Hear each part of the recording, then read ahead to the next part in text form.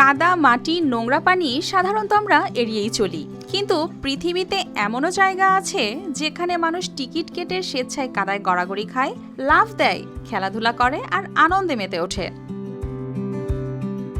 দক্ষিণ কোরিয়ার জনপ্রিয় বোরিয়ং কাদা উৎসব শুরু হয়েছে আবারও।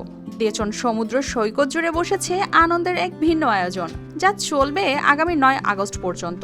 এতে অংশ নিতে দেশ বিদেশ থেকে ভিড় করছেন হাজারো পর্যটক।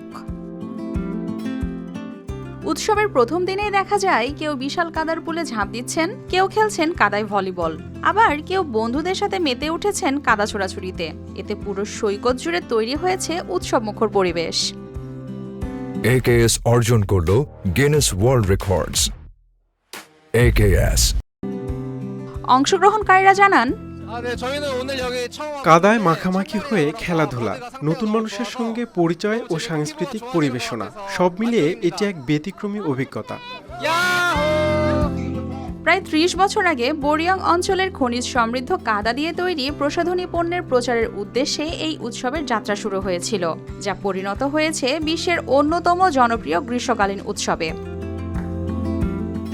যে কাদাকে অনেকেই এড়িয়ে চলেন, সে কাদায় আজ পরিণত হয়েছে দক্ষিণ কোরিয়ায় হাজারো মানুষের আনন্দ, পর্যটন ও অর্থনীতির অন্যতম আকর্ষণে। শাবনাজ শারমিন, RTV।